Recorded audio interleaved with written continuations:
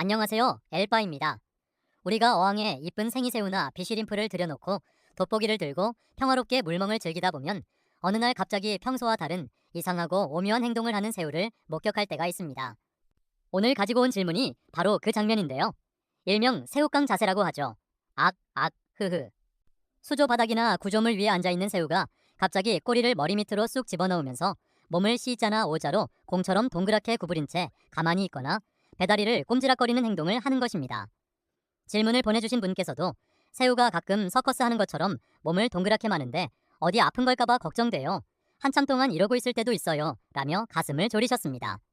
실제로 초보 브리더분들이 이 모습을 보면 새우가 문제가 있나? 마비가 왔나? 죽어가면서 몸이 굳는 건가? 하면서 온갖 불안감에 휩싸이게 되죠.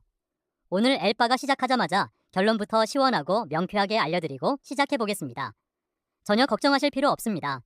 병에 걸린 게 아니라 새로운 옷을 입기 위해 오래된 껍질을 벌리는 완벽하게 건강한 탈피 준비 운동입니다. 오늘 이 영상 하나로 새우가 몸을 둥글게 마는 생물학적 이유부터 탈피가 이루어지는 경이로운 메커니즘, 그리고 이 자세를 한 뒤에도 탈피를 제대로 못하고 죽는 탈피 부전을 예방하는 수질 미네랄 케어법까지 완벽하게 알려드리겠습니다. 스타트. 새우가 몸을 동그랗게 마는 진짜 이유. 새우가 새우깡 자세를 하는 이유는 오래된 갑각을 벌려 균열을 만드는 탈피 전 스트레칭입니다. 자, 그렇다면 새우는 도대체 왜 몸을 마치 서커스 단원처럼 공처럼 둥글게 말아주는 걸까요? 관상새우는 겉껍질이 딱딱한 갑각류입니다. 사람이나 다른 동물처럼 뼈가 몸속에 있는 것이 아니라 몸 전체를 둘러싸고 있는 딱딱한 껍질이 골격 역할을 하고 있죠. 따라서 새우가 몸집을 키우고 성장하기 위해서는 반드시 주기적으로 이 오래되고 좁아진 겉껍질을 벗어던지는 탈피 과정을 거쳐야만 합니다. 그런데 지퍼가 달린 옷도 아닌 이 딱딱한 갑각을 벗어던지려면 껍질 어디엔가 먼저 균열이 생겨야 합니다.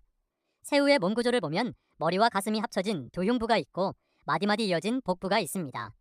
새우가 몸을 일자로 펴고 있을 때는 이 껍질 마디들이 서로 착 밀착되어 물과 이물질이 들어오지 않도록 굳게 닫혀 있습니다. 하지만 탈피할 때가 되면 새우는 본능적으로 허리를 C자로 과감하게 구부리고 꼬리를 머리 쪽으로 바짝 당기는 동작, 새우깡 자세를 취하게 됩니다. 딱 새우깡 과자에 나오는 장면과 똑같죠? 흐흐. 이렇게 몸을 동그랗게 수축시키고 구부리면 머리 뒤쪽과 등껍질 사이에 팽팽한 압력이 가해지면서 껍질의 틈새, 즉 갑이 툭 하고 벌어지게 됩니다. 쉽게 말해 우리가 신발을 벗기 전에 신발끈을 풀고 뒤꿈치를 구겨서 입구를 넓히듯이 새우도 등껍질의 틈새를 벌려 새 몸이 빠져나갈 출구를 확보하는 탈피 전 허리 스트레칭 운동을 하는 겁니다. 몸을 말면서 배다리와 걸어다니는 다리를 꼼지락거리는 것 역시 오래된 껍질과 내부에 새로 형성된 말랑말랑한 속살 사이에 붙어있는 신경과 근육을 떼어내는 일종의 마사지 작업이라고 보시면 됩니다. 경이로운 탈피의 메커니즘. 1초 만에 일어나는 순간 이동. 등 틈새로 새 몸이 팝콘처럼 튀어나오는 순간 이렇게 몸을 동그랗게 말고 스트레칭을 하며 갑을 충분히 벌려놓은 새우는 비로소 본격적인 탈피 단계에 돌입합니다. 등 뒤의 갑각이 틈새로 벌어지면 새우는 물을 몸속으로 빠르게 흡수하여 체형을 일시적으로 부풀립니다.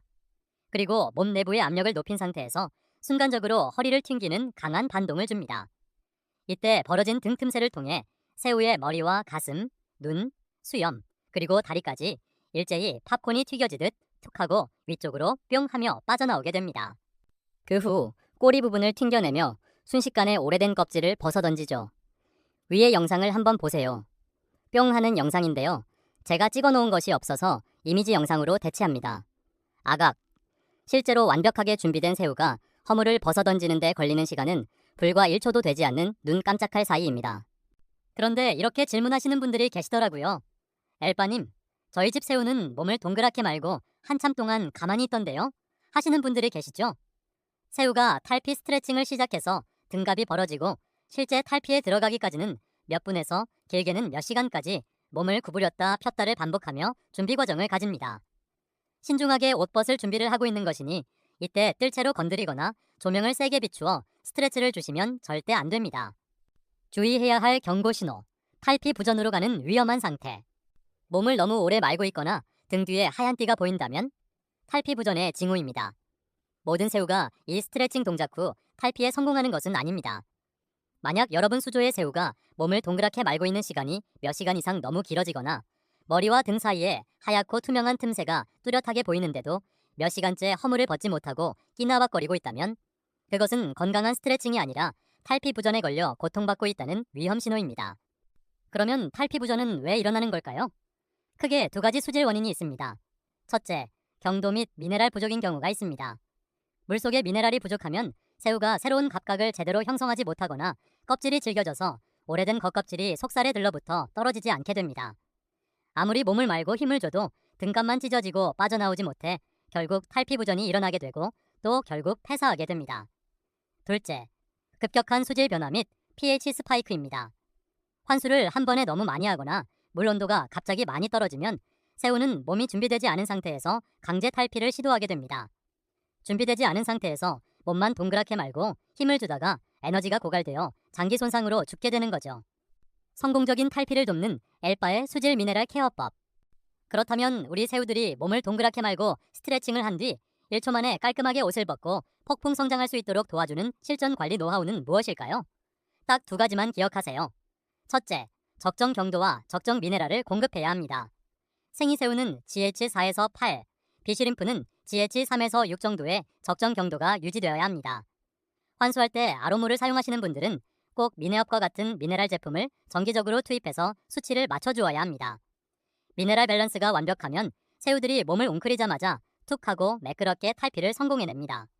둘째, 탈피 후 은신처 확보와 탈피 껍질 내버려 두기입니다. 탈피를 마친 직후의 새우는 온몸이 두부처럼 말랑말랑한 무방비 상태입니다. 다른 새우나 물고기에게 공격당하지 않도록 모수류나 수초, 구조물 같은 은신처를 풍성하게 만들어주셔야 합니다. 물론 저는 탱크 어항이나 광야, 사막 같은 어항을 더 추구하긴 합니다.